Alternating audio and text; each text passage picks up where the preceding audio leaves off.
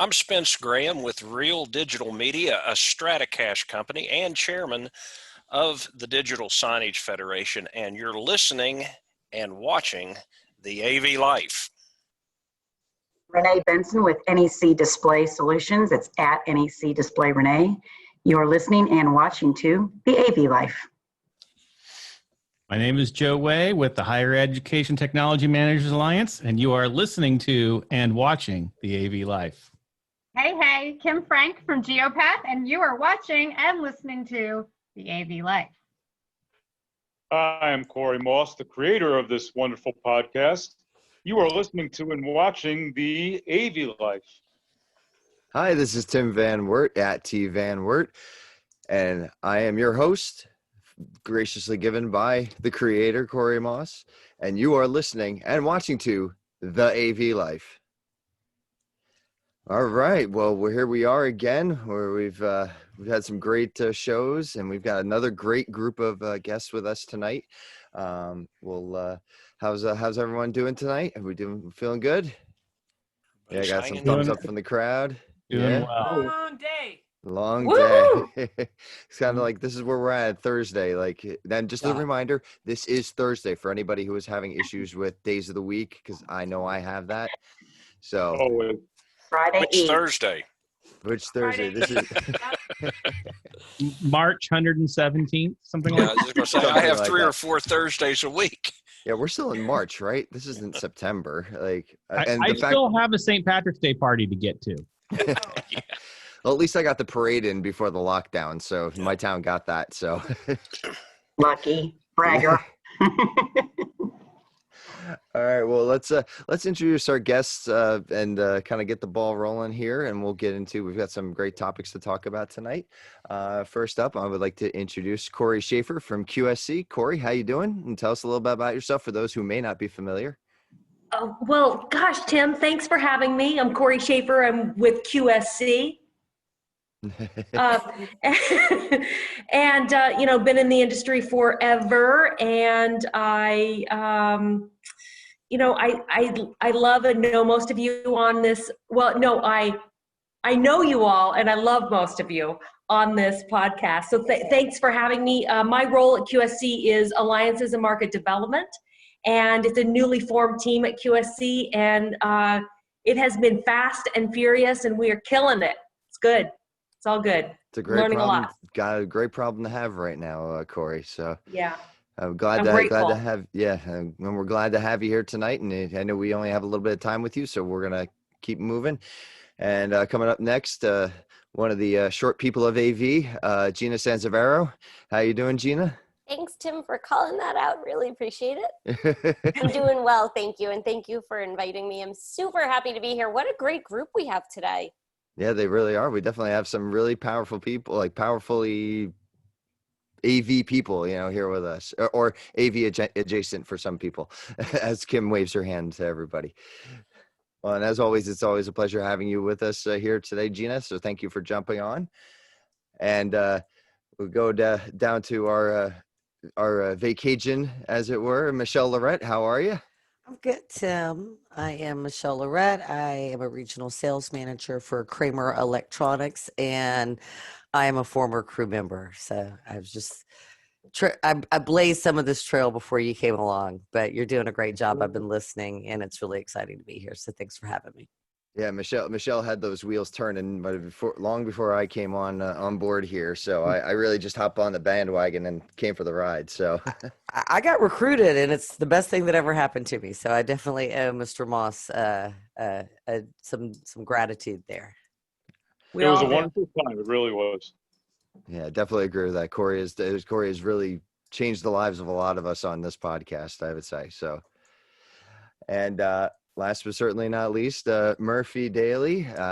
She is also, we're introducing her not only as a guest tonight, but she's also the latest addition as a crew member to the AV Life. So welcome aboard as a crew member, Murphy. Just introduce yourself and tell us a little bit about yourself as well. Buddy, well, as I just heard Michelle say, I'm apparently about to get my life changed, so that sounds good. Life deserves changing every so often.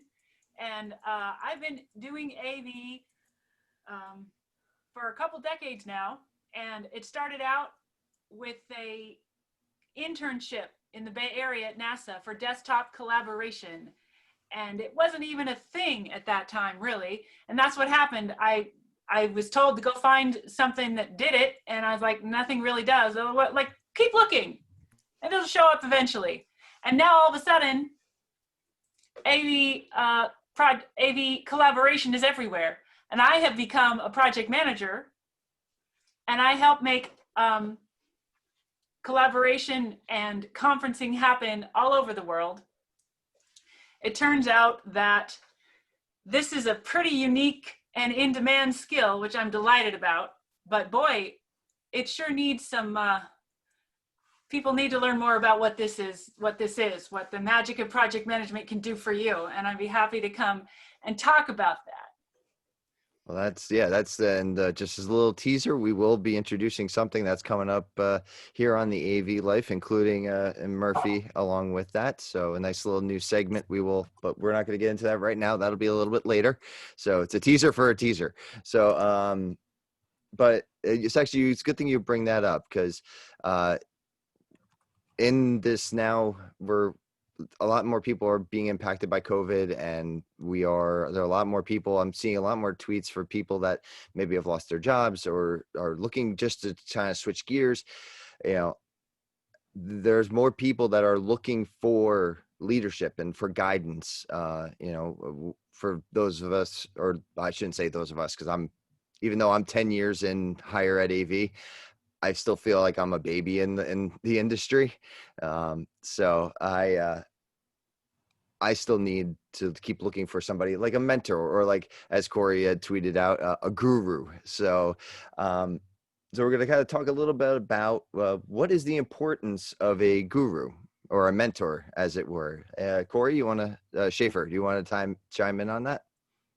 Yes. So I think regardless of where you are in your career path, whether you're just starting out or really even at the tail end of it, it doesn't really matter. I think having a guru or a mentor is incredibly important, because you're looking for, what I'm looking for always is somebody I can trust, that I knew that would give me honest counsel and have my best interest at heart, but also willing to really call me on stuff as well.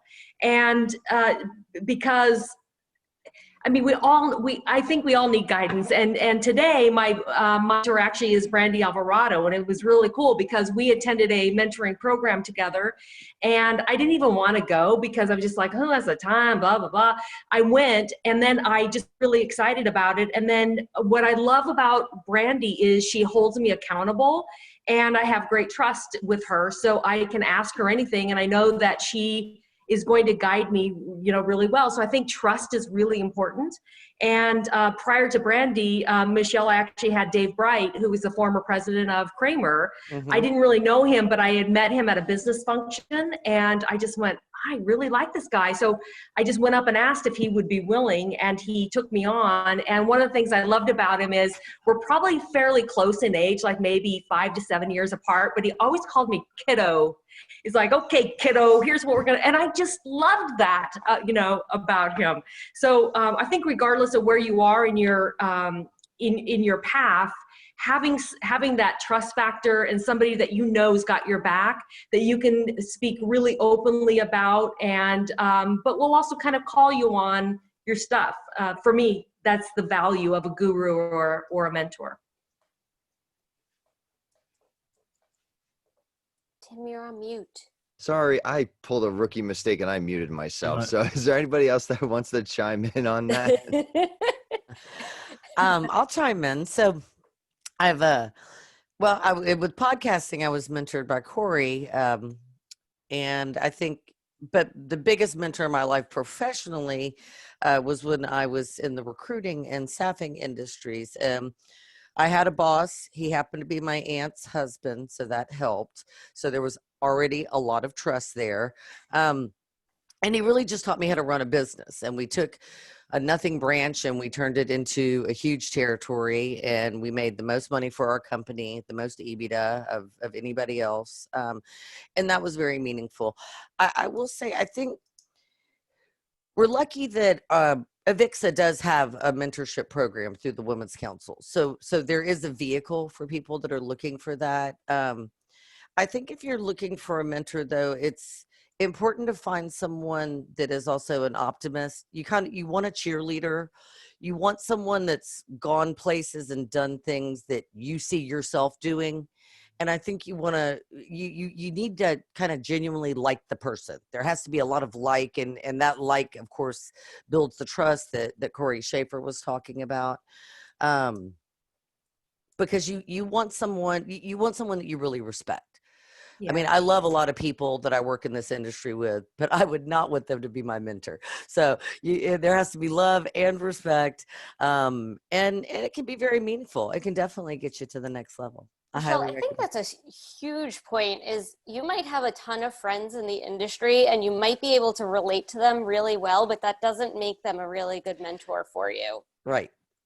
You know, and there's definitely a distinction there between somebody that you want to be friends with, be friendly with, go out for a beer with, hang out with, go, find at InfoComm and have a great dinner with, and then somebody you want to speak to on a regular basis to give you advice, to help you, get through challenges and overcome certain hurdles in your career or even in your personal life, depending on that relationship that you develop with your mentor. And I think ultimately what ends up happening is that while your mentor becomes your friend, that person is always your mentor first. Yeah. If that makes sense. And I think that that's a great kind of way of looking at it, is just your friends are your friends, but your mentor is something special. Mm-hmm.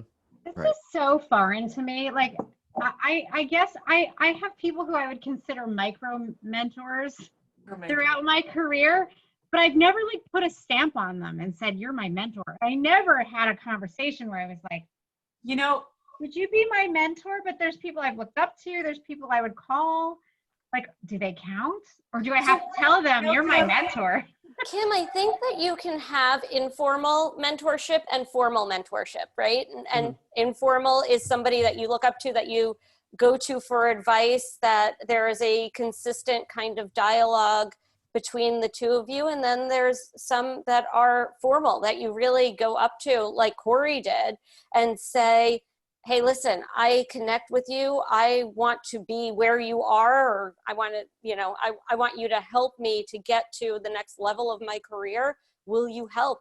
And that's where you kind of formalize it. Yeah, I think formal and informal is a good way. I mean, there are many people that I've called for counsel and advice, and I would say that they've kind of quote mentored me. But I think when you have a formal relationship, they actually, I was always looking for someone who would really take it on really seriously and really provide me even with homework or they took it seriously and very formal and told me I needed to work on certain things, and then come back and Dave Wright would say, okay, kiddo, how'd you do on the stuff I sent you? And we would literally go through it. And there was a method for that. He had a method to his madness, so to speak, for that. That sounds amazing. My experience with having a mentor was a little bit more informal. I was just desperate to change from being an engineer to being a PM, and I didn't know how to make the transition. So I had this friend who was significantly older than me and in a senior management role, but we were just friends. But I kind of cried on her shoulder, and she gave me feedback and said, hey, make your resume look like what the person you want, the role that you want to have, what that person would be proud of doing. I'm like, oh, I can change how I look. And she was my friend, and we got together, and she understood my pain, but it wasn't formal, not like what you're talking about. Right. Although that sounds wonderful. But yeah, I want that. It changed my life. Yeah, mine was always informal. It was never formalized. I'm going to say, I think also there's somewhat, for lack of a better term, a generational thing to it too, as where you are in your career, as you're younger.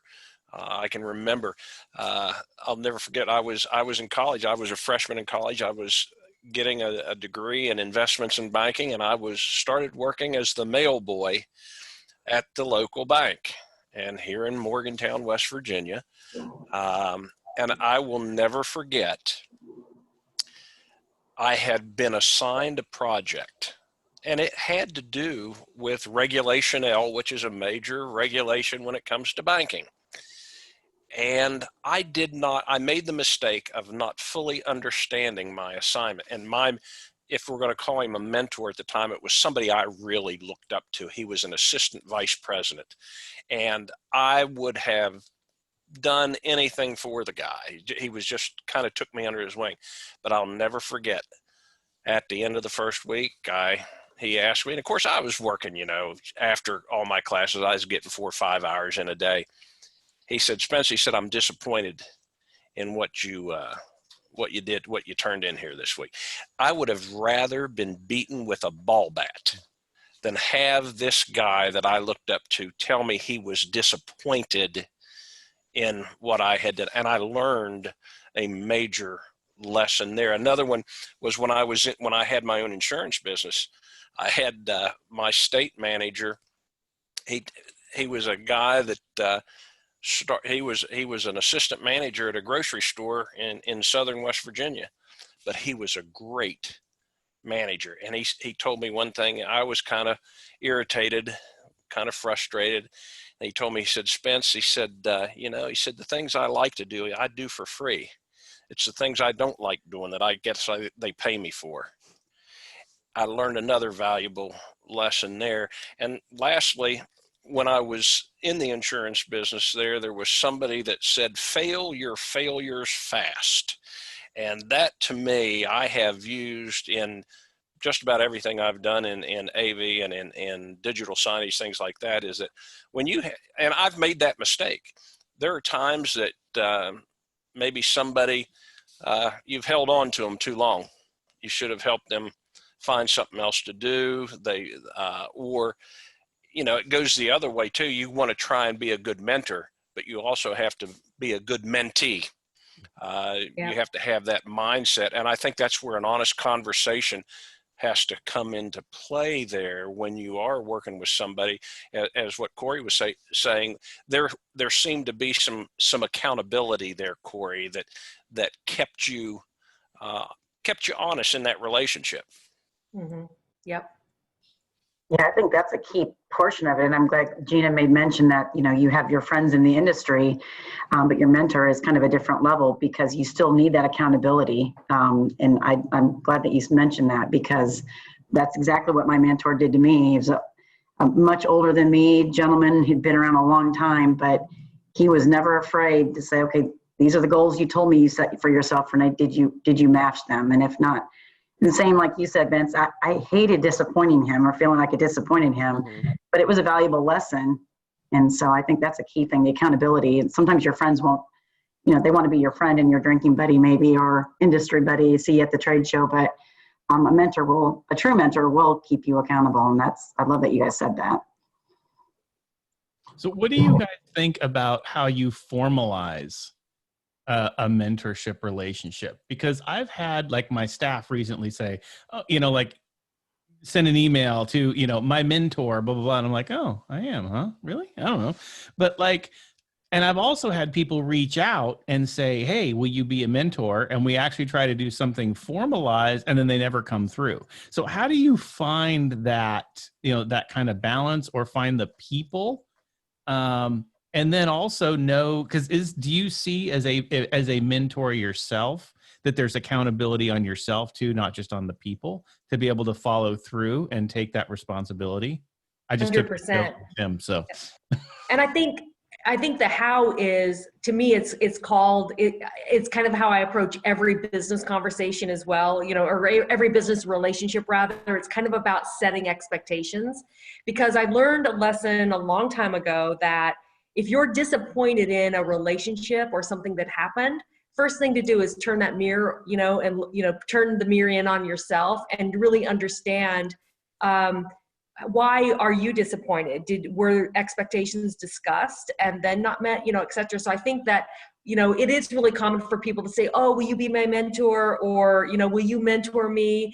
And it's, first sitting down and establishing the rules of engagement and what that means to make sure that the mentoring they want, you can provide, because look, time is currency, right? And so Yeah. we've got to be really selective about how we spend it. That's Well, my and personal opinion. I think there's also a difference between a mentor and a manager.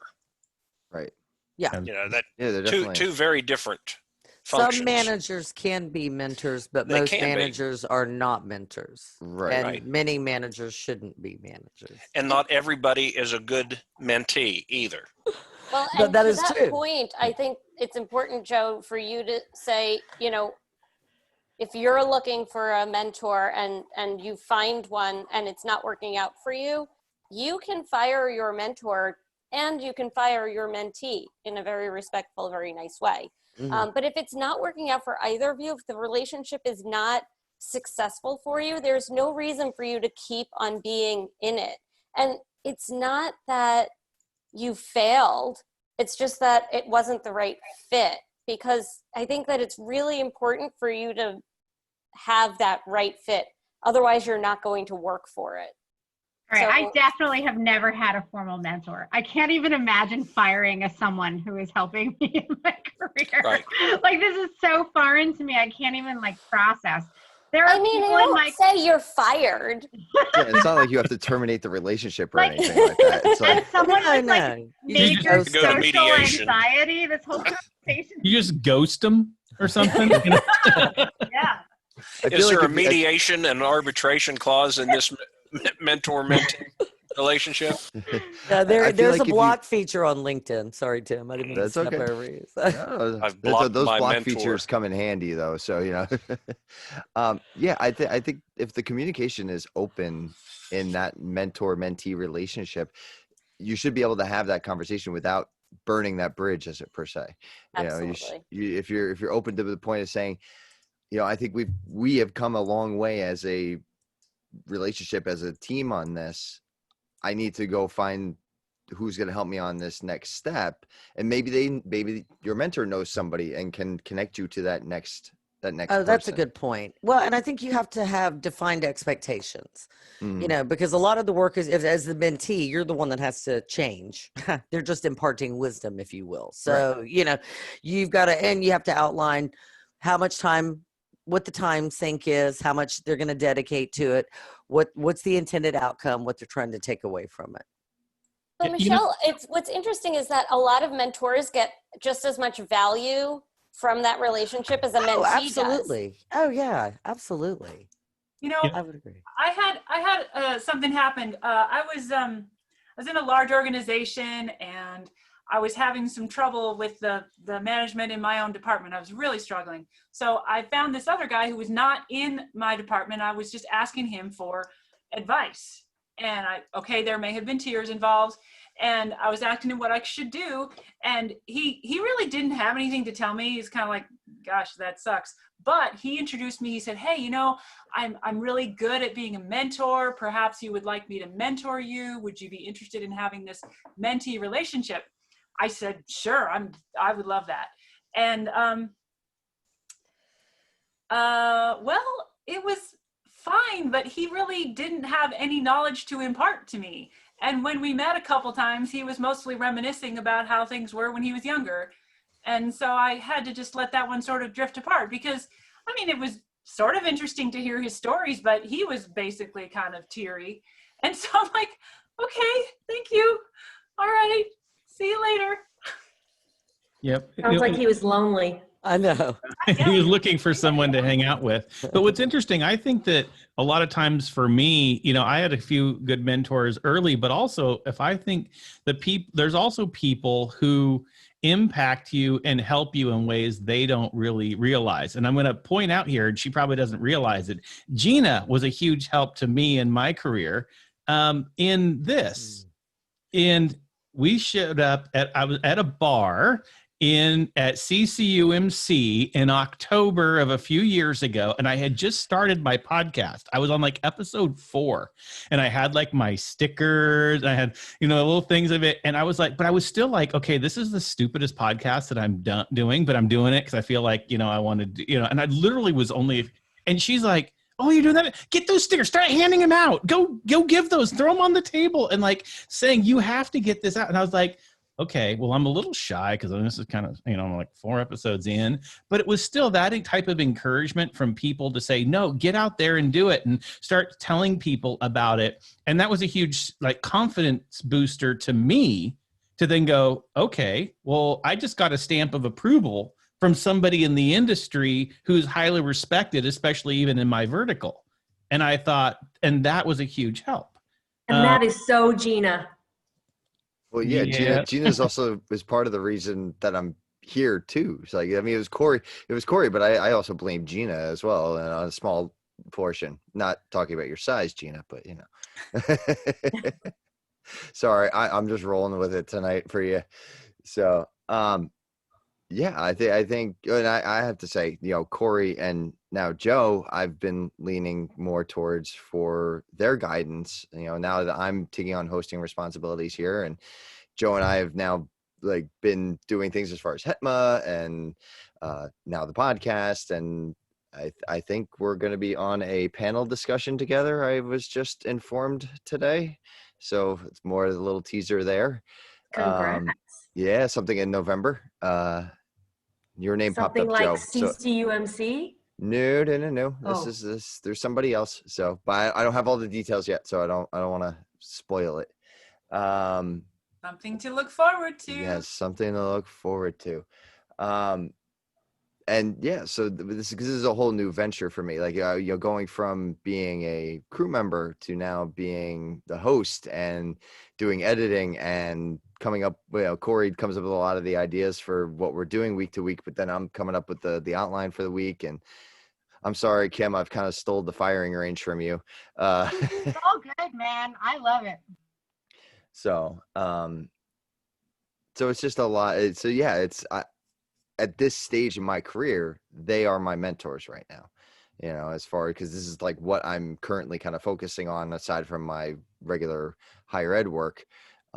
So yeah, I think the transition from time to time, it's just natural. Yeah, this show can't get done in a million ways without you, Tim. I'll tell you right now. Me producing, but you doing what you're doing, Tim, helps it a million different ways. I gotta say, Well, thank you.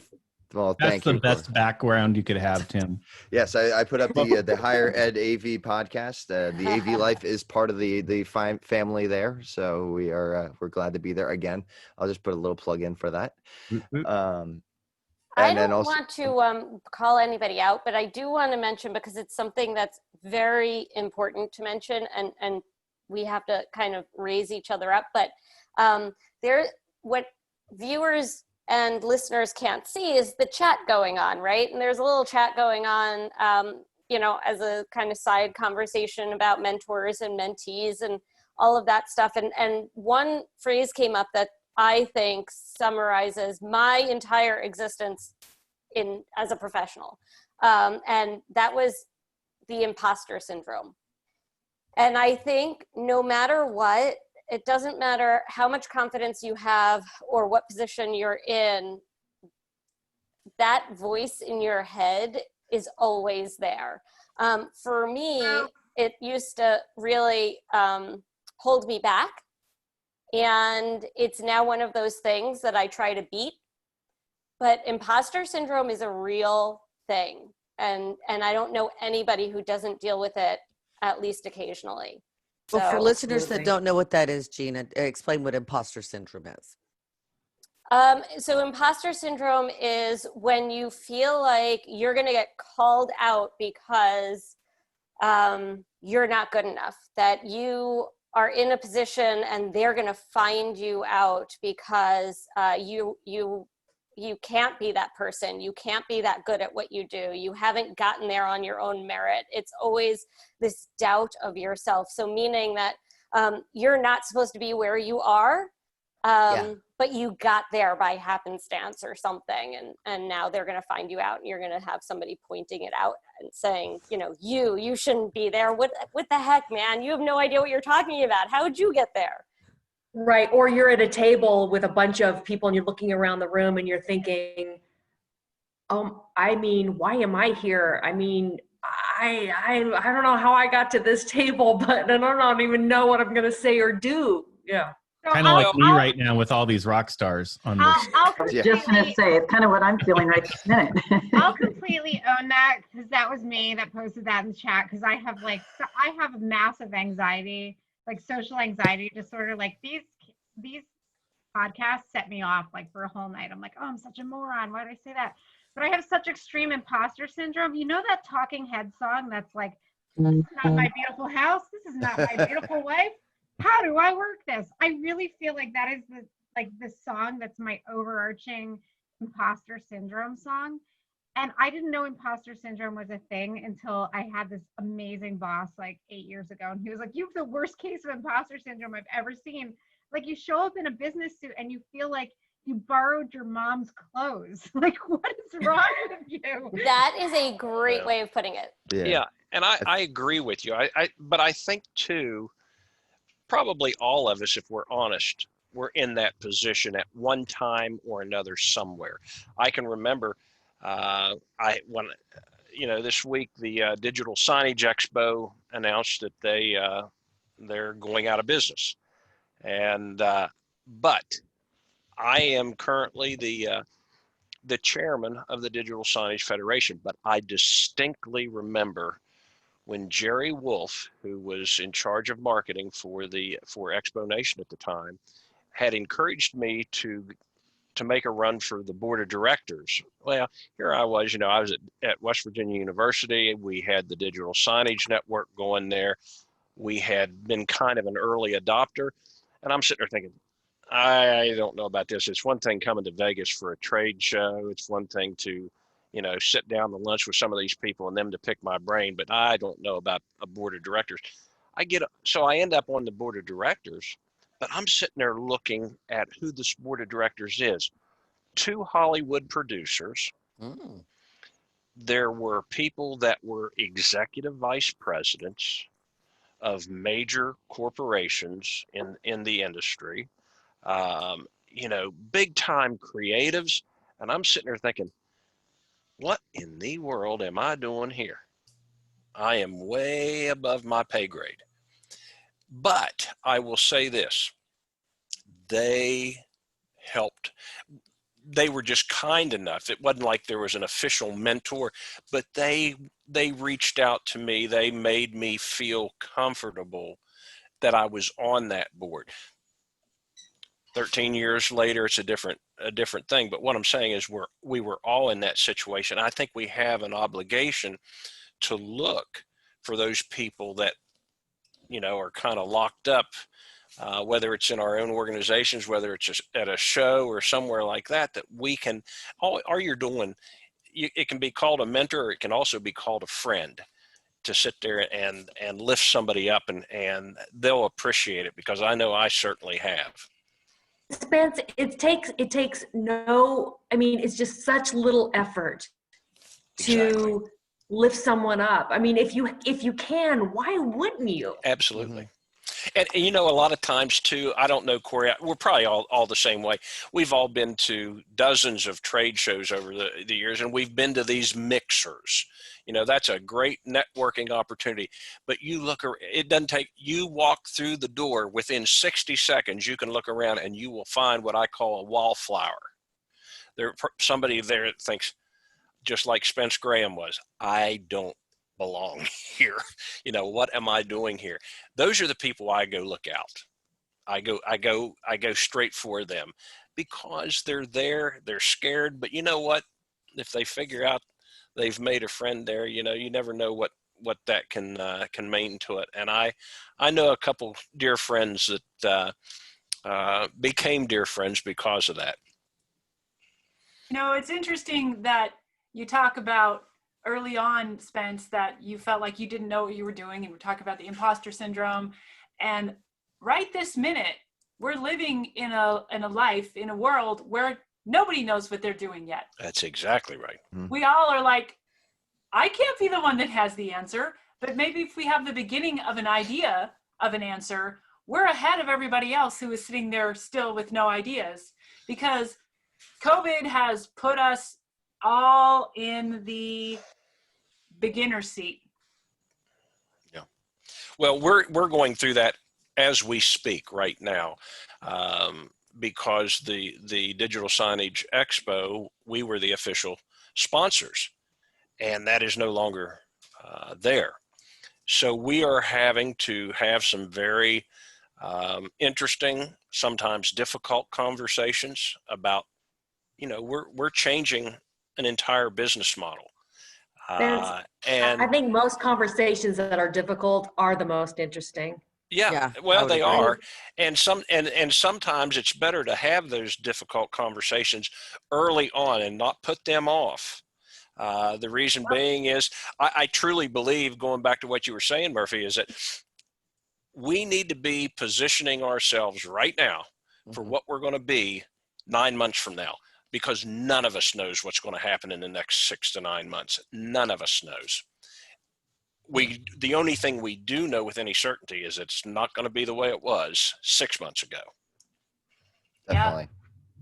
Yeah, we're in such a state of transitioning and flux, and especially it's affecting all the industries. It's not even. Well, and we all have to step up.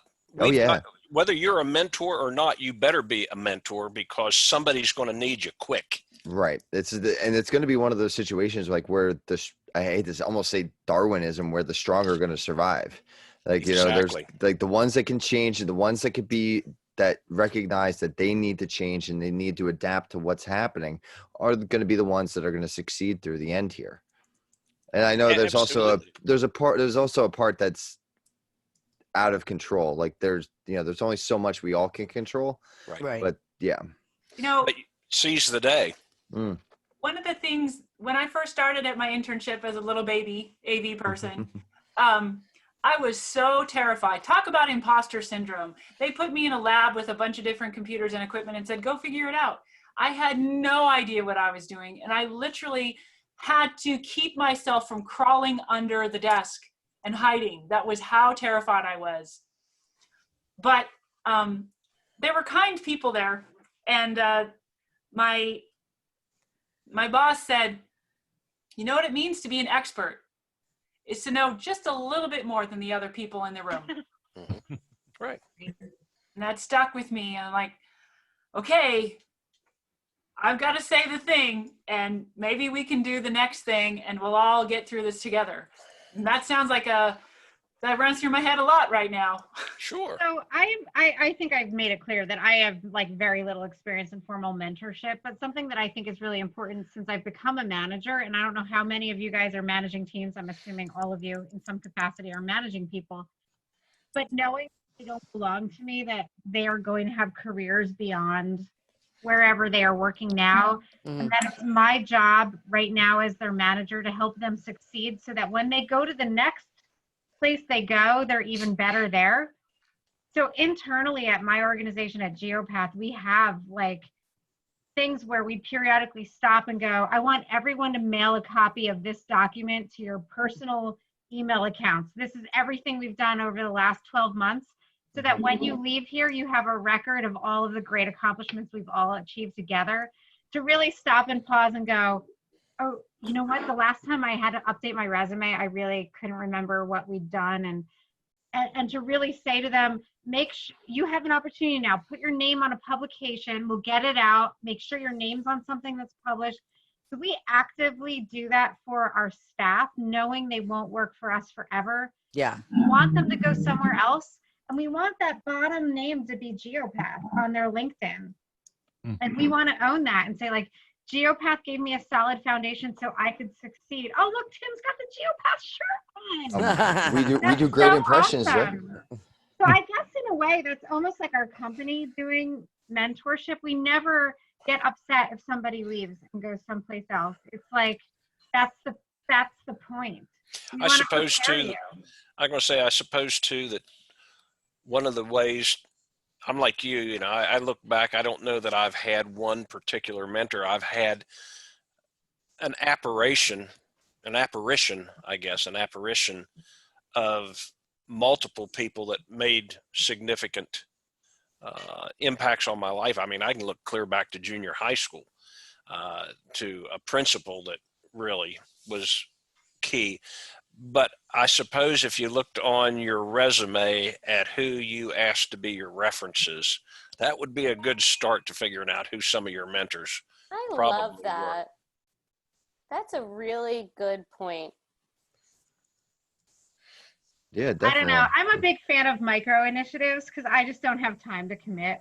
So like, Yeah. like if someone came to me and was like, "Would you like to be my mentor?" I'm like, "No." But if you have specific questions about these 5 things, I am there for you. Yeah. Exactly. Aw. So I'm a big fan of saying like, "I will be your micro mentor." Like, I I don't wanna know that I want commit. that kind of pressure. Like, look, we can go see a movie once every 6 months, but I just don't have time for like a. According to Tim, I'm already micro, so Oh, Hey, you said it, not We me. are So you know. short people of AV, Gina. I'd say like give me a high five, but it's kind of like a. So does that make me a mega mentor then by being a tall person of AV? you're So a mega, I'm a micro. Tim's a But micro. I've been like kind of pushing this. There's ways to empower each other in micro initiatives. Like Yeah. take 5 minutes once a week to write a recommendation for someone who made a difference in your week on their LinkedIn. You know, Perfect.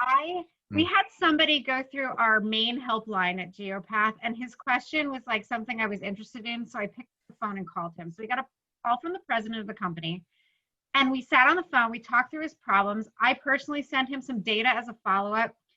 He like posted something on LinkedIn commending his client experience with our organization because the president had taken the time to call him.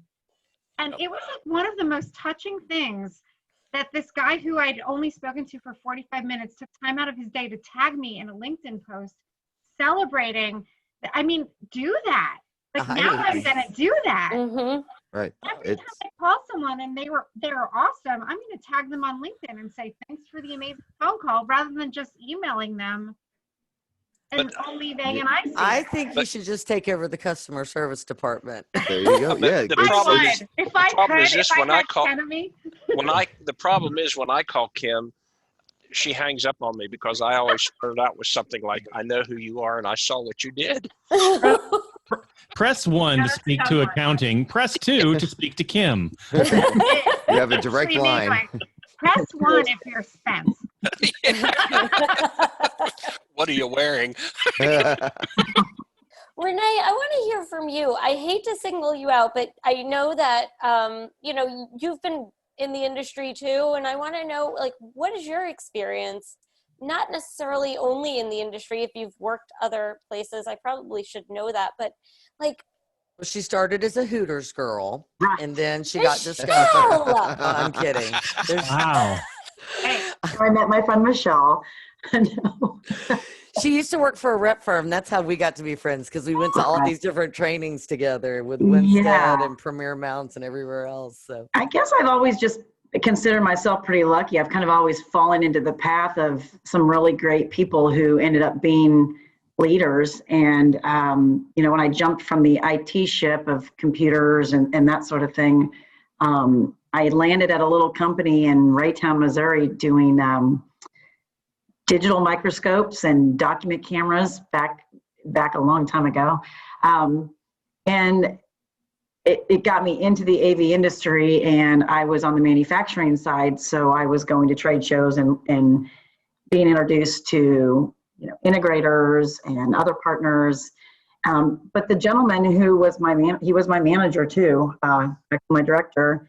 And I think that he saw this scared Renee who had never been anything but an inside sales type person with this kind of little mousy, go with the flow kind of quiet girl, and was like, listen, I see a lot of potential in you.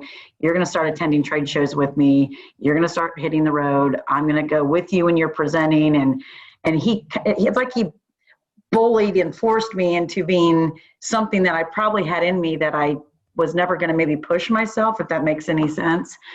And, when that company kind of fell apart during 08, 09, back in those days, he called from the parking lot when he was let go to several companies saying, I've worked with this girl so much, she's going to go places. Somebody please pick her up, And I thought, my gosh, I mean that much to him. I just thought, I need to do this for somebody else, and I just felt like one of the things he taught me was, you're always training your next replacement because you should always be wanting the next thing, right? And so I fell into an integrator position where I met a ton of people. I met up with Michelle and on the rep firm side. And funny how worlds, cross paths again, right? But ultimately, this is a position I wanted to be in. And so I even worked with my coworkers, my directors and managers at distribution and at my rep firm, like this is my ultimate goal, at least for now. I don't know, there might be something more beyond the clouds or whatever, but I always had somebody to push me. And, that's why I loved the accountability statement that Corey made, because I always had somebody doing that. And, RV, which, has moved on to another company, but I still message with him and we still communicate. And so I still kind of have that push from him as well. So I don't know, I feel really blessed that I had people that I worked with that believed enough in me to want to push me or to want to be there for the, the good and the bad. And I feel like now I've got a couple of folks younger than me that I'm trying to do the same with and trying to, especially now, keeping an eye on them, keeping them positive. Now it's a whole different thing. Yeah, that's true. COVID, it's more like, you doing okay? You're not driving near any cliffs, are you right now? So, listening to you talk about your experience, that really sounds wonderful. And it sounds like you had some people who recognized you and brought you forward. And I have to say, that has not been my experience. And I don't mean to say that, I'm jealous of and lucky you, which I am, but also for the other people who might be thinking, well, that's nice for her, but that's never going to happen to me because they don't know my people. I've had that. I have had people pull me off of stages. Don't you dare. Like, they don't let me go do it. But, and that's discouraging. But at the same time, I have found a lot of people when I go outside of just the people right next to me. That's how I met Corey. That's why I'm here today, is because I said, I'm here. I would like to have a chance. And eventually I found some people. It wasn't always easy and it wasn't always roses, because being a female in the AV industry, 10, 15 years ago wasn't really that easy, especially here in the Midwest where it's a very, very much a good old boy network. So that was tough. So that's a national thing, just so you know. Well, it's not a Midwest thing. I wanted to bring that up for other people listening, saying it isn't just, that's not the only way. There's other ways. Well, don't give up. Oh, absolutely. Well, and I think one of the best things, we're talking about mentors and mentees. One of the best things that a mentor probably ever did for me, if we're going to call them mentors, is going back to what you were saying. They made me feel uncomfortable somewhere. And that caused me to grow. You get pushed out there towards the edge of the balloon. And the next thing you know, your comfort zone is just a little bit bigger there. So, sometimes we do need that gentle nudge to make us feel just enough uncomfortable to get something done. Right. And see the rewards with that gentle nudge, right? If you did this, then this would happen. And then it was like, oh, well, One of the things oh, I'm sorry, Tim. No, go ahead, Gina. No, go ahead, Gina.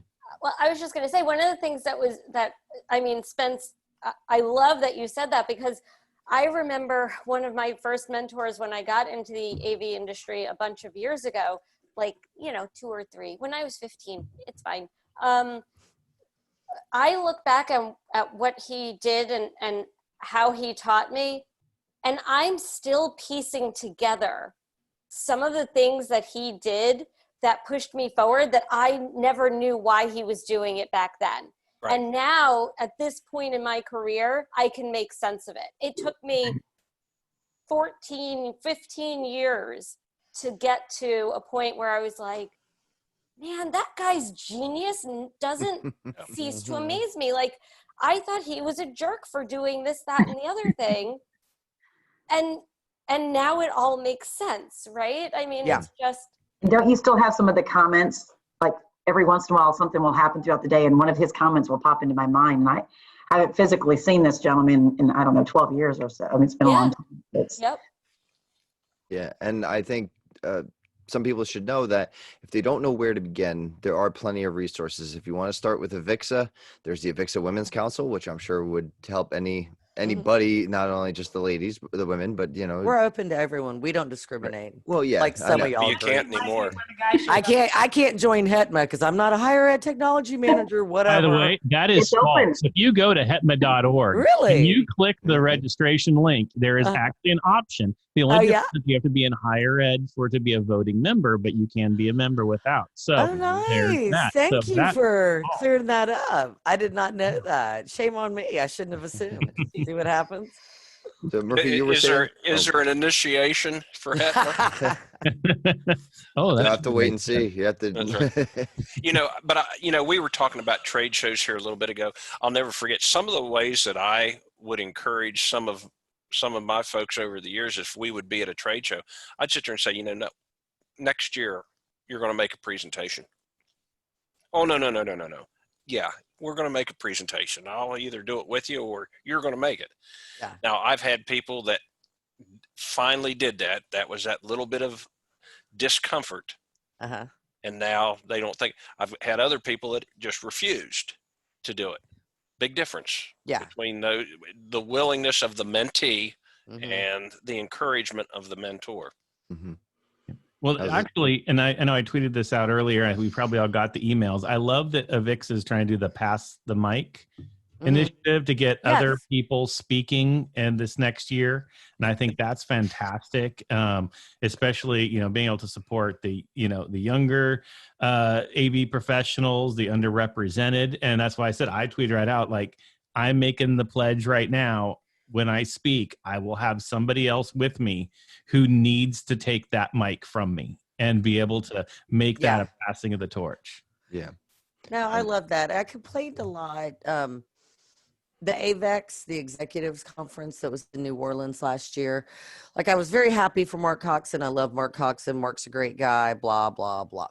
But, good thing I didn't have you on last week. His swelling as we No, I love Mark. But I was just, we got on our women's council and I was like, really? I mean, they couldn't have found a girl. I mean, that would have been such an easy layup, right? I mean, and at the time it was like, oh, well, we're not part of that group that makes those decisions. And I'm like, well, can you say something to that group to maybe keep an open mind? You know what I mean? It's like, don't get me wrong. Mark did a great job. Mark's a ringer. He's a showman.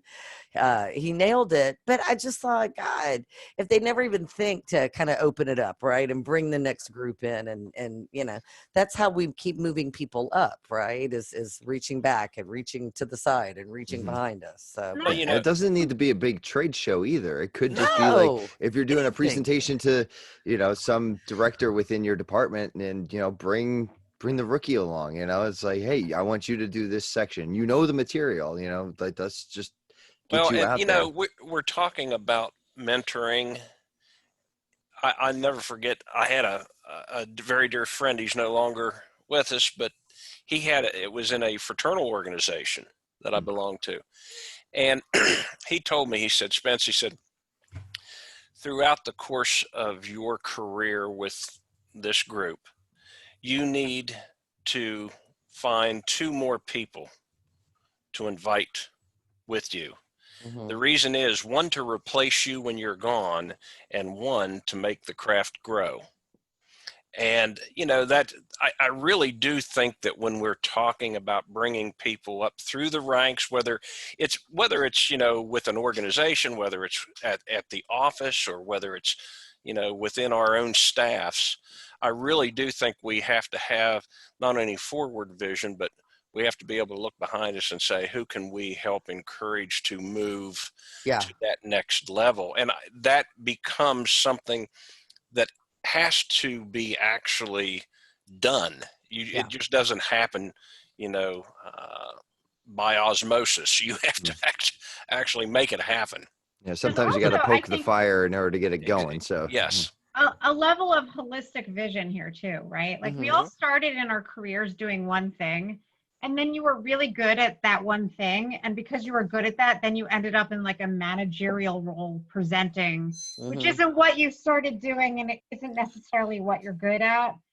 And it's like, you can't just train your staff to do their job. You have to also train them to give speeches. Like, so we've invested in having people come in and do public speaking training, which some are good at and some aren't. And it is what it is, but we make that available, giving them like how to write a presentation, how to network. Those are not skills that everybody has. Right. And then you excel at, like in my experience, because of what I do, it's like you're really good at research, and suddenly they're like, now you're in charge of P&L and running the team, and you've had no management training. Right. Like none. Or you're a manager for 10 years, but you've never actually managed a person. That's just your title. And then you go somewhere else and suddenly you've got 10 people under you and you don't know how to give a review. Like, I saw that happen all the time when I was in the insurance business. You would have a person, what we were calling, an agent that was in personal production. They were their own show, and you were managing them. And sometimes on up the food chain, somebody would say, you need to put that person in management. And I don't know how many times I saw somebody that was writing millions and millions of dollars of insurance every year, and you put them in management and they failed in 3 months. Well, how about that sales rock star that you have that's bringing in, meeting quota, exceeding quota? All of a sudden you make them a sales manager and you find out that your sales are taking a hit. Exactly. Well, no. That goes back to what Kim was saying is that there's a lot more into promoting somebody that meets the eye. Just because they're good at one thing doesn't mean that they don't need to have training to have those skill sets that they need to, help others. And you're setting them up for failure if you don't do that. Yeah. One thing that we just did is, so we went through our whole digital transformation, our reorg, got great people for every position across our organization.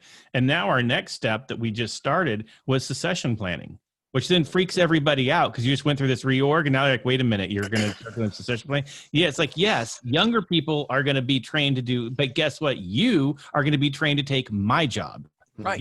And so therefore you realize it's not just about replacing you. It's about you replacing me, you replacing that person, and start giving you those tools. And maybe that's not just a direct line up, but maybe your interests are better fit and aligned somewhere else within the org. So where can we give you that training so you can keep growing, but growing where your interests are? And I think that's something that needs to be done on a regular basis, because needs change, especially I think in higher ed, because what I'm doing now is not what I was doing 5 years ago when I first started. And it may not be the terminal position you're looking for either. No, it's not. And but the structure is also not as such that we can't really promote anyone. And I know I've talked about this on other shows that, the promotion ladder is not there right now. Yeah. I think one of the scariest questions you can ask me is, what do you want to be when you grow up? Yeah. Very scary. Policeman. Not now. Oh wait, I'm in the wrong line of work. Oh. I just feel like there's no way of answering that leaves the flexibility for me to, still figure it out. I don't know. Oh yeah. Okay, no, I want to go back to something. Kim, unmute your microphone, Kim, because I'm coming to you. In our side chat, but also I know you personally, you said that you have been shy, that you've been more on the introverted side, but look at you now. My point simply is somebody has had to have nudged you out of your comfort zone enough times to where you had to pick up those skills. And whether you wanted to or not, that's been my point, is that, sometimes somebody's got to be that person to help somebody else out by making them uncomfortable to get the skill sets that they want. And you're turning around and kind of paying that back as you are now with Geopath. I don't know if that's how that works, but I also, it's for me, I'm a theater person first. So everything I do is always kind of a little bit theatrical. Sure. So That's management. I cover my personal social anxiety by overcompensating by being a very big personality, but then I beat myself up for being like once I'm not in that situation anymore. So Do we not do that in every relationship? Yeah, I know. I don't know, but it's like an insecurity that like you mask by being like super confident, and then everybody's like, "Wow, they're so confident," and then meanwhile that person is going home and they're like the least confident person on the planet. Yeah. I know it's like such a cliche, but that's 100. I own it. I fake it all the time. All the time. But I've got to say, 100%. I've known Michelle, I've known Renee, I've known Gina, I've known Kim. I'm getting to know, obviously, Murphy here. But my point simply is this. I know you all, and you are strong women. You're not introverts. You may not be comfortable all the time, but you at least know how to bring the game. And that's part of education, really. I mean, you do what you have to do to be successful. If you didn't want to be successful, then like if I didn't want to be successful, I'd still be the mail boy at the bank. Right. Making $2.35 an hour at the time. All right. And thought I had the world by the tail.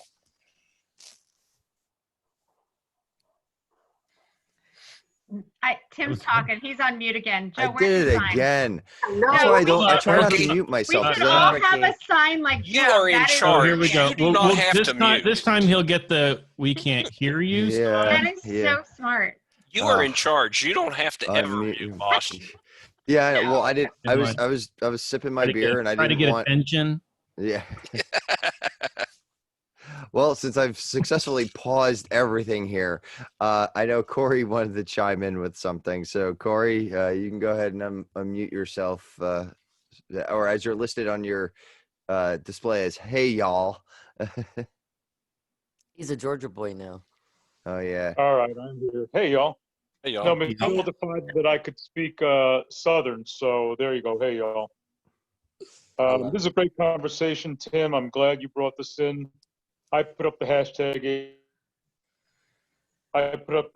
AVGuru, and Michelle knew about this. It's something we talked about last year. But not every guru can be a mentor. I think they have to want to be a mentor, is what it is. Yes. So it's like I put up Michelle, I put up Corey, and others will probably put up names, and this is good. I heard RV tonight, so Renee, RV is actually absolutely a guru. And I know more people put more names up, and this is a great conversation. Tim, thank you so much. And Murphy, welcome aboard. Hope to see you next time. Right. Yes. So, All right. yes, so use that hashtag AVGuru, and we will, maybe we can spotlight a few people in future episodes and kind of keep this conversation going. There you go. Yeah. Next show, September 30th. It's a big one. It's International Podcast Day, September 30th. Big one, Tim, right? Yeah, we got a lot of guests, a lot of. We have an Avixa Women's Council happy hour the same day. Yep, there Okay. you go. Well, we're recording at 8:30 at I'm night, like we backhammered. always do. So, Kinds of happiness. It's going to be big. See you guys. Have a good one. thanks, Corey. Thanks, Corey. Corey. Corey. All right. Is there anything before we move on? And now we had that. Is there any other last thoughts on the guru mentor? I do. Development. I'm sorry. No, I no, just no, want no, to bring that's- it full circle because you had asked a question about if somebody's looking for a mentor or mentee, how Mhm. to find them. And we had talked about the Avixa Women's Council, but then we kind of went that way. Well, that's with the that AV conversation. life. That's what That's we do. what happens, right? But I do want to make sure that we spend a half a second to Yeah. like, if anybody knows of any formal ways of introducing people to mentors or mentees, kind of throw it out there so that anybody who's listening, and also if not, reach out to one of us and Tim, you'll post everybody's hashtags and things like, or not hashtags, handles and things like that. And then we'll try to connect you with people who are willing to help.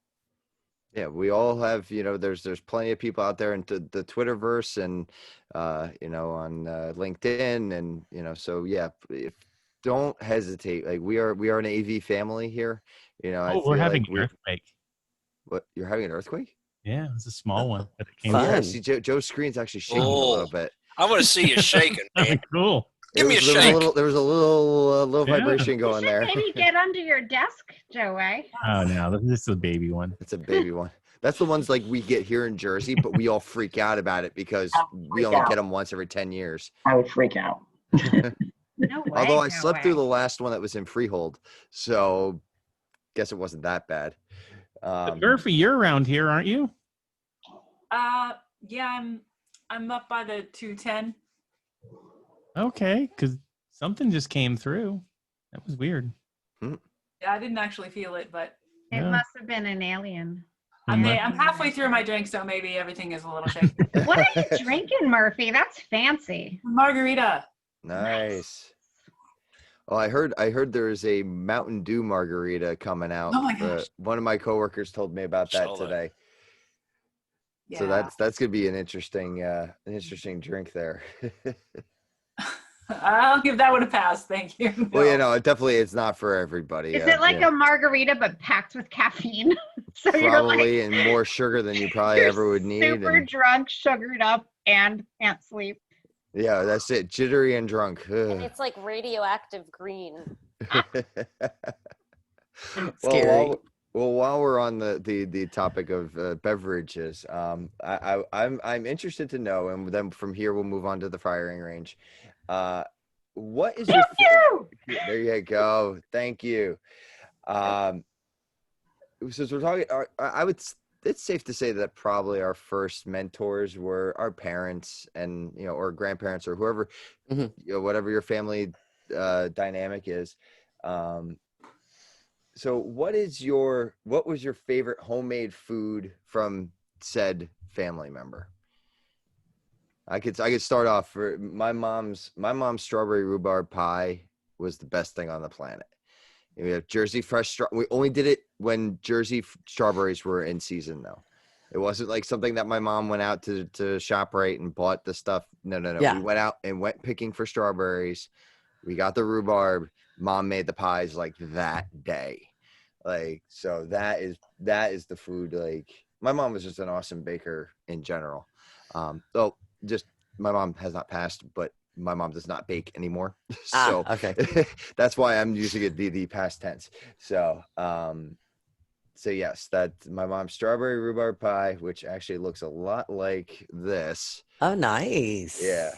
This picture, I was like, oh, wow, that's like pretty spot on there. So, yeah. So I haven't had it in years because she just, What is it with the strawberry that there always needs to be a rhubarb? I don't know. No. I mean, like, is rhubarb like a thing that people usually have, or is it really reserved for strawberry desserts? I asked that question of somebody this summer, and evidently rhubarb is bitter if you don't add I something grow it with every it. year. I grow Is it it every year. bitter? Let's do it now. It is bitter if you let it get too mature. It will get bitter. If I you like get how it young Jen and you says put it in mature. pies, I would say it's more tart than bitter. But you got to get it young, and that's when we use it.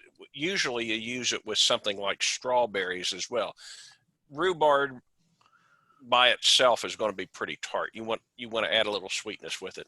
Yeah. So are we just using strawberry desserts as a vehicle to get rid of rhubarb? Is that what I'm to understand here? Sounds that way. Or you need something Part of sweet the to go along eradication. with it. Just trying to understand. Yeah, I don't know what else I would use rhubarb in, honestly. That's the only thing I've ever had it in. Like, Cobbler. That's basically a version of pie.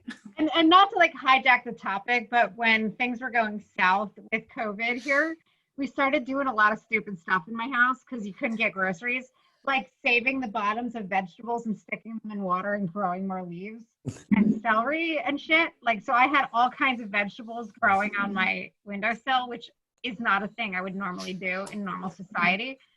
So my mother was living with us because she had broken her leg. And we were like, it was like the Great Depression because we were like, we might not be able to get food again. We were doing stupid stuff. So things became vehicles for making stuff palatable. We found like we suddenly used everything in the house, which I kind of liked. We weren't throwing food out. We weren't wasting food. Yeah. I now have bags of vegetable ends that we put in the refrigerator for soup. Like we've just gotten way more good about saving all the things because we were losing our brains. So like strawberries and rhubarb was definitely one of those things that I looked up. I was like, I have all these frozen strawberries. What can I do with them? And every recipe needed rhubarb. And I'm like, well, if I can't get like eggs, I'm not getting rhubarb. Good point. Maybe call Spence, have him ship you some. See the nodding. Other people had windowsill vegetable gardens. I can see you. No one else is doing great COVID stuff. This is not food, but I went around here in California. There's a lot of succulents. And so we would walk, all you could do was walk the dog, so we walk the dog, and I would like steal little pieces of succulent plants from all my neighbors and I put them in pots. And I've got a garden now of succulents. I didn't even like succulents before. That's amazing. That's awesome. I love that you were stealing little bits of your neighbor's plants. Yes. Well, yeah, but all you have to do is take one leaf, and then you get a whole other. You don't have to. I don't appreciate you underplaying what I did. No, I love it. It's amazing. I meant Joe. He's saying it's really easy, which it is, but it was fun. My whole neighborhood was sharing stuff, and they still are. Like we're like, I've got 2 chairs I hate. What do you guys have? And people are leaving things out. My basil grew like crazy. Anybody got some tomatoes? Let's swap. Like it's fostered this whole weird culture in my little town. I gotta worried. say, it's got to be biscuits and gravy. Mom made biscuits with sausage gravy and pepper, and oh my gosh, That's my answer. I mean, Oh, that's good. and it's Southern. My mother made the best pizza delivery. It was so good. You just know when that phone call went out, Uh-huh. Stuffed artichokes and spaghetti and meatballs. That's definitely, yeah. All right. And good stuffed artichokes.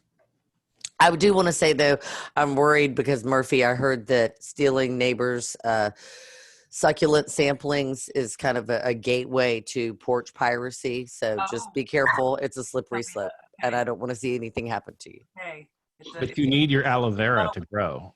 Oh, yeah, well. You have to go take it.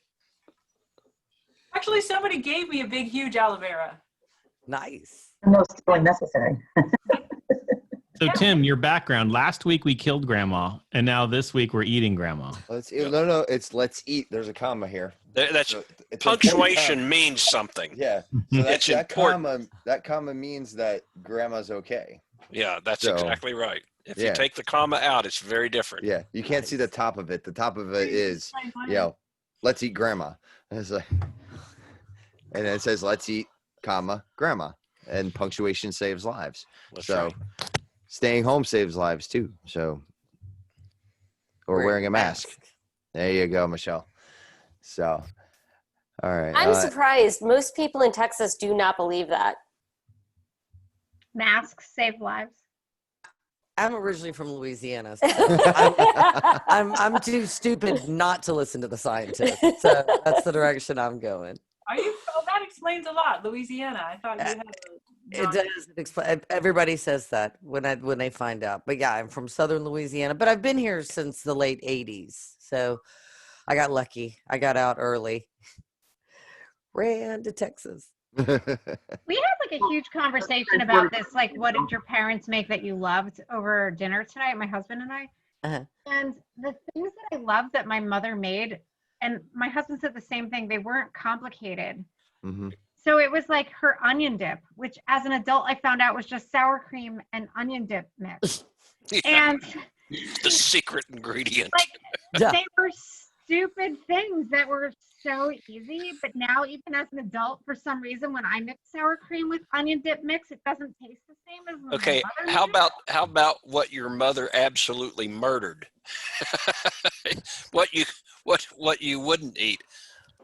Pork chops. My mother murdered pork Oh, chops. yeah? Yeah. Like Beef stroganoff. like desert pork chops. Asparagus all- and, yeah. and pork chops. Yeah. Oh, So Yeah, I'm with you on that, Gina. I don't know. My mom always like it was always with tons of sauerkraut, and it just never. never oh, quite- sauerkraut ruins everything. Can Oh, we just I be never honest? even, I No, never I knew make what sauerkraut was sauerkraut. until I was an adult. it's got its place, but Rhubarb and sauerkraut. What the hell goes on? I with- know. I I love don't know. those. I grow both. I make both.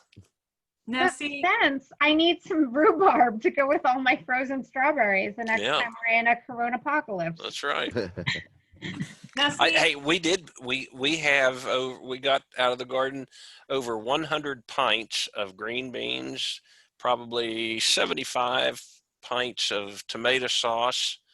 you know, at a And certain point, maybe you should measure them in gallons. well, it's just the two of us now, so we used to make them in quarts when we had the kids at home, but Okay. Oh my God, Murphy, Uh, that's the funniest thing I've heard anyone say in a really long time. you open up a gallon of beans or a gallon of sauce, you're committed. Oh my God, that was epic. Spence, do you make rhubarb moonshine? Rhubarb what? Moonshine? It can be done, yes. Can be. You know what? You just pick a fruit or a vegetable, and we'll work on it. Virginia. It would only take about 3 weeks. That's worth the wait, I think. See, you guys are talking about rhubarb, and you're talking about things your parents made. You probably don't know this. I haven't shared this with many of you because I'm from Alaska. I was born and raised in Alaska, and rhubarb is one of the few things that will grow. That is a food type of thing. So rhubarb Nice. grows a lot. So rhubarb will grow. But another thing that Alaska has a great abundance of is salmon. And my mother made salmon just about every day. Oh, wow. And so my dad loved it. He and my mother both are from California. They're from Sacramento and Central California. And I cannot eat salmon. No more salmon for me. No. Well, you tapped say out. that, and that was one of the things. You'd get home from school, and as soon as you crack the door open, I mean, it just like getting hit in the head with a board. I hated it. To this day, I don't like salmon simply because it was one of those things that salmon, if you overcook, make the house a hazmat area, as far as the smell goes, in my book. Yeah, and that's like an off limits food to bring into the office as well. Like Oh, that, yeah. you can't throw that in the microwave and because it's No, just gonna sit that's there like for the rest of the burning day. popcorn. Exactly. Yeah.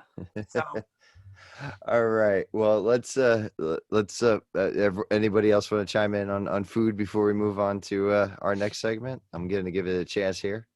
No? Okay, cool. So we're going to move into that beloved section of the AV life, the firing range. All right. And this week I put it out in the I put it out to our email and I put it out in the chat earlier tonight. We have an AI robot serves customers at a Seoul restaurant.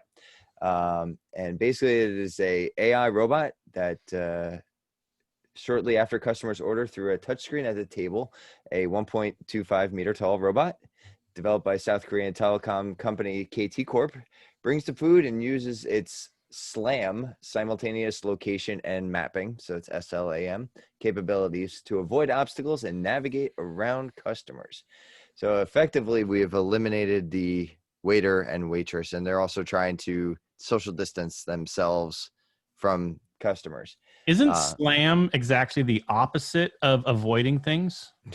You would think so. Yeah, it's kind of like because you don't want it to slam into things, you want it to avoid. So they should have come up with some fun acronym for maybe that. you can translate. I mean, in Korean, it's I don't know. Maybe it's sounds some better. other. Yeah. You go with that one. And they have a lot of the same social distancing as we do, keeping the tables far enough apart, and so, and then the article goes into about some Korean numbers and things like that they've got going on right now. So What do we think? Are we for? I think tonight's conversation is for or against the AI waiter, as it were, or is it worth the risk to put waiters and waitresses out there for us? After that restaurant closes, Mm-hmm. they must have them battle. Oh, BattleBots. Oh, there you go. There you go. Yeah. All right, save that for the firing range. We got to Yeah. pick teams before you give all the good stuff away now. So Kim and I will be the captains again, and yeah. So Kim, I'll let you. You want to pick your team first? Yeah, I want Spence, Murphy, and Gina because they're all in a square for me. So. Okay. And I will take Joe and Renee and Michelle. Right. So there we go. Since I picked my team, are you for robots or against robots, Tim? I am against robots. We are so for robots. We are so for We are robots. Well, then for robots. Let's hear your pro robot argument. Wait, what are the teams again? It's you, me, Michelle, and Renee. And then Alrighty. yeah. And I got have this. claimed We got this. Spence, We're Murphy, and Gina. anti-robot. Okay, we got this. Yes. We are pro robot. Okay, would anybody on Team Pro Robot like to go first? Go ahead, Murphy. You're the new. I don't know. Murphy Newbie. doesn't know the firing range. You're gonna make her Oh, go I'm so first? sorry. Murphy, this is the most difficult thing because you're never on the team whose But you wanna side be. you agree with. I'll just start that right now. So So, this yeah, is so- You have to. It's debate club. So you get a side that you don't agree with, and then you have to pretend to agree with them. And the people who agree with what they disagree with best wins. Yep. Well, Gina, why don't you go first? And you can Yeah, just Gina, your go ahead, second. yeah. I'm the worst at this. I always end up siding with the other side. I would miss people, honestly. Like I talk to my waiter, and I'm She like, makes us lose every time. I should not start this. Gina. You always make this mistake. She's the worst. Okay, Gina, do you need a mentor in this? I do, and a on the mento. firing range. And a mento. No, I think they're going to be equipped with an Alexa type conversation skills. Yeah. Okay. Alexa and Siri. One is Alexa, one is Siri. Can it be a dog? I'd like it to be a dog. I can pet it. Anxiety goes down. I can make my choices faster. If it's a dog, I'm very happy. Well, All and right. I think they, just like any car, any kind of a conveyance, they need to be tricked out. So instantly, I'm sitting there thinking Hooters, at Hooters restaurant. We what are So are you you getting laughing that about? robot? Are you getting that robot from Infocom last year? Or Yeah, from ISC. last year? ISC. ISC from last year. I am thinking fruit. Various, we can be diverse. All right. I'm also thinking Chippendales. You can, there's everyone. all sorts of fruit there. I think, you're going to have different accents. I just really think that it opens up a lot of opportunity. Now, the downside is that you're going to unemploy some of those waiters and waitresses, but you know what? I think that you could change a robot's appearance every day. What the hell did they put in your sauerkraut? I'm not really sure I what don't know what to just say. happened. What kind of rhubarb is he growing? Lord. But that's right next to the rhubarb. Yes. Now you're telling me that you would not like to go to Hooters if they had robots? Come on, that would be hilarious. I want a Mute new him. team. Mute him. I think maybe some of your team should go, and then I'll close for my team. You want to do it that? All right. Okay. I'm gonna turn it over to Joe Way. If you're Please unless take you- notes unless- about all of the dumb things we just Okay, said. so we are against the robot, right? Mhm. And Yeah. let's talk about the experience with the robot. So basically, you have to go to the restaurant, you sit yourself in the corner away from everybody else. An order gets placed, and then something rolls up to you, tosses your food at you, doesn't talk to you, and leaves. So basically, it's Waffle House is what we're talking about, right? Right. Good point. You know, I don't think I've ever been to a Waffle House. No. Well, that's the experience right there. But somehow, and it says in here it can hold up to 4 tables at once. Does that mean you basically just pick what, if what you ordered you don't You don't like, want to be but the last somebody one. else's looks better, you just take it if it comes to you first? Good idea. Brings See, a Joe is smorgasbord to a really new good level. at this. I know. Well, what happens if you want a wine pairing? Oh, sorry, I don't, I'm just a robot. I don't know what goes best with the brie. I mean, like, what is that all about? Yeah. And you come back and you say, listen, there's a wire in my soup. I'm sorry, there's a pool of oil in my soup. Yeah, And how that's do what you it is. ask a robot what their recommendation is? Like, what's your favorite thing on the? I'm Yes, sorry, Doug. I forgot. I lied. I didn't mean Yeah, that. this is Gina's how we're swerving to our conference team. You Come traitor. with us. Come with us. Oh my Now, God. is there a self-destruct mode on these robots that we can send to Gina? That's So if I Turncoat. so if I ask to speak to a Eject manager, button. so what happens if I ask to speak to a manager? Does a giant Gundam bigger robot robot. come out for me? Big Like, robot. Yeah. So I have a few pro robot points that I would like to Okay. First being, there are a lot of people with allergies out there, and it is really challenging for a waiter to know what every dish has in it, if it could be an allergen, if it's a problem. So a robot would be better able to go, nope, that has peanuts in it, don't eat it. They could be multilingual. So if you're visiting from another country and perhaps your Spanish is as good as you thought it was, robot could help translate into your native language for you so you didn't feel uncomfortable eating there. It is, I believe you said it was only 1.25 meters in height, which means it's only approximately 4.1 feet. yeah.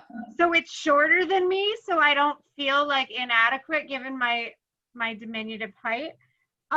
It protects the life of the waiters and potential customers from COVID infections.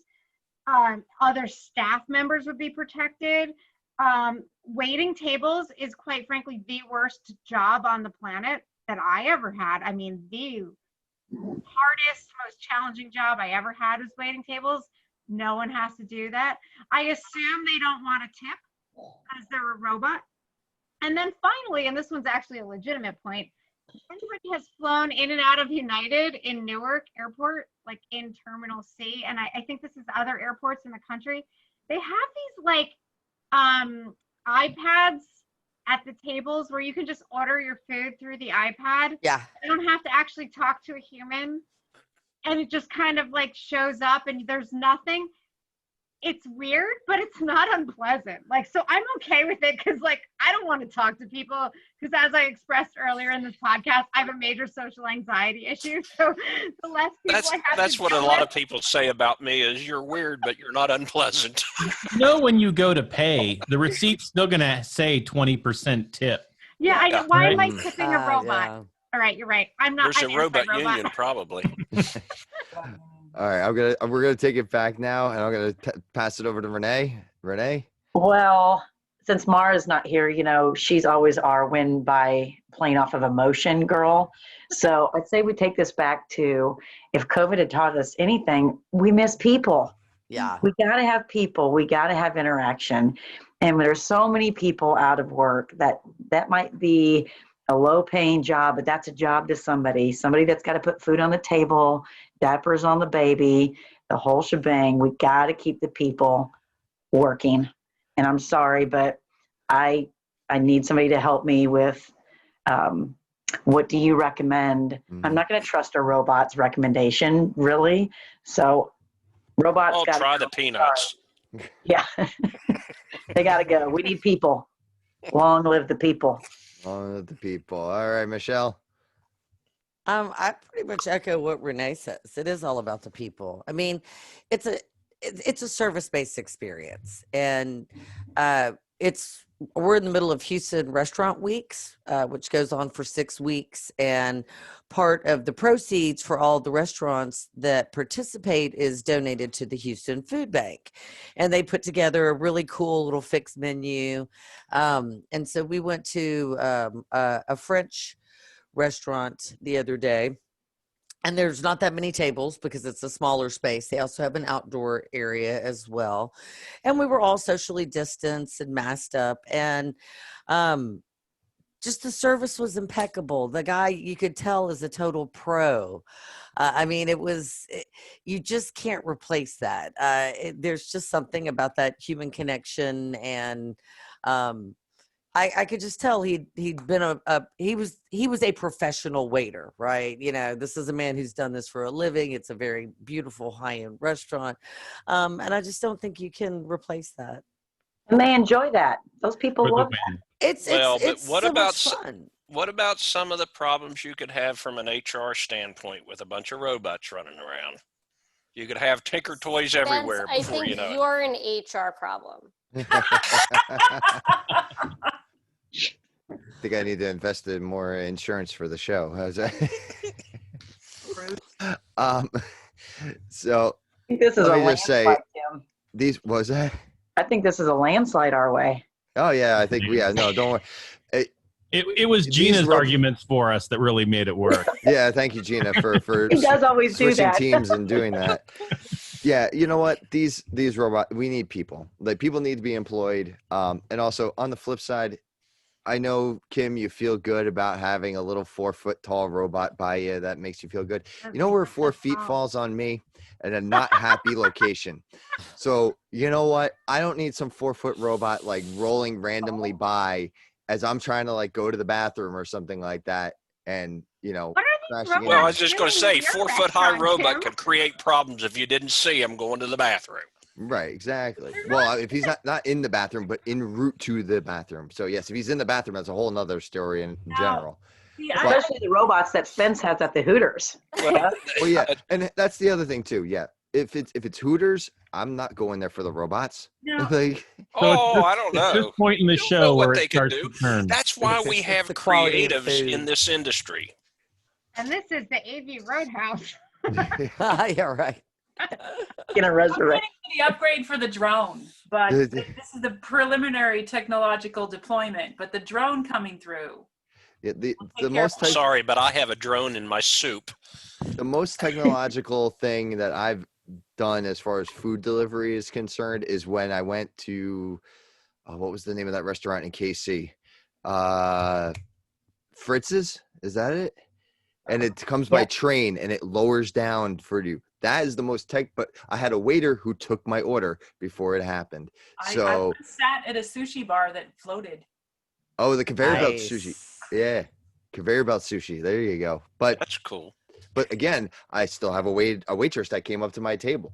So technology could be an accent to my experience, but we still need human waiters and waitresses. So there we go. We win. We win. Pro humans forever. I love that I invented this game and I always lose. That's No, true. you've always got your notepad full of Love notes that. too, I Kim. always lose. The worst. One of these days we'll let you have it, Kim. Yeah. I need to stop picking Spence. He's a That's a lot of liability. Wow. I've gotten that a lot in my career. I think Gina's made me lose at least twice before. I'm sorry. So maybe you should just stop picking Gina then. I am a terrible liar. Well, That's a good thing. yeah, that is true. That is a very good thing, Gina. And we all respect your brutal honesty. So So Murphy, as you can see, that from now on you're going to have to really bring the A game when it comes to the firing range there, because we don't stand on formality very long. Yeah. And you never know which side you're going to be on. Yeah, you could be on the side that you agree with. You could be on the side that you don't agree with, and then still go ahead and agree with the other team anyhow. So, like Gina, yeah. So, all right. Well, I want to thank everybody for coming on. I want to thank our guests. Michelle, thank you very much for joining us. Thanks for having me. It was a Oh, blast as always. I love always a this. pleasure I to love these have you. people. Yeah, Quality we love individuals. you too. Gina, thank you very much for coming on board. I appreciate the invite, Tim. I always have a great time with everybody here. I missed you guys. I know. Me too. I'm really kind of hoping for like some relatively safe trade show at some point that we all can kind of get I know. together at. Or I'll be in New Jersey next week, okay, so I will let you know. But I'll be off of 46. So okay, I'll let you know. yes, please. Me, All me right. too. Okay, we could do a happy hour. There you go. Like in a park from 12 feet away. I want to say thank you to Corey Schaefer. She had to drop off, and that's why you haven't heard from her in a little bit from the latter part of the show. But thank you to her for her wisdom and her guidance and her very positive tweets that have been out there as of late. Those have been pretty cool. Thank you, Murphy, and welcome aboard. Did you have a good time tonight? This was fun. Good. Well, that's just gonna get better. Yeah. Oh, and yes, let's do a quick before we do that. Let's do a little teaser. Corey and Murphy had been talking about possibly a PM minute in the show. Is that accurate, Murphy? I want to make sure I got what I got from Corey was also accurate. Right. Yeah. A little tidbit of information, kind of like as a guidance for those that are looking for project management guidance. There you go. As Spence is now put as his wallpaper, he's quick on it. Management. Yeah. Yeah, So see, that's the thing. Spence is taking over my role. That used to be what I was really quick at, and now that I'm at the helm, it's like I don't have time to do that. Place to spin. So we're looking forward to having that as part of our ongoing and having you continue as a crew member, Murphy. So well done tonight. Thank you very much. Renee, thank you very much for joining us. Glad you hopped on board and that everyone is safe down by you. Yes. Thank you so much. And it was great to be with everybody. I miss everybody too. And I'm so glad that we're doing this again. And Gina and Michelle, so great to see you guys. You can find me at NEC Display Renee. And I love doing the podcast, and we'll chat with you next week. By the way, Joe, listened to you today. Did a great job. That was fun. That was fun. Yeah. Well, I'll forgot to tell you that earlier. Well, I'll thank Joe Ways, and thank you for coming on, Joe, as you always do, and now your leadership as we are joining our families together, as it were. Thank you so much for having me on. I'm excited to have the AV life as part of the Higher Ed AV family, and looking forward to some big things coming ahead at my episode 100 3 weeks from now. Well, recording next week. Remember, you're on it, and so is Gina. Yeah, I got it on my calendar. Yeah, we're at it. No way, Joe. But the release is coming out in 3 weeks. Congratulations. Thank you. Kim, thank you very much, as always. Always a pleasure. Thanks for letting me play AV for the night. Yeah, well, you're AV adjacent, so you're always welcome. So, and you're also part of the permanent fixture of crew. So, and Spence, thank you very much. It's always good being with friends, regardless of what side of the argument you're on. And I look forward to being with everybody again. We thank all the guests and welcome Murphy to the team. I'm sure, Murphy, that you're going to get a belly full of it before it's all over with. So welcome to the team. Well, again, thank you to everybody. And as we said earlier, if you are looking for any mentorship or any guidance for how to do that, keep an eye out on Twitter. We'll be tagging everybody, hashtagging, and we'll get it all out there. So, feel free. And don't forget about AV Guru as a hashtag. And everyone stay safe out there. And until our next adventure.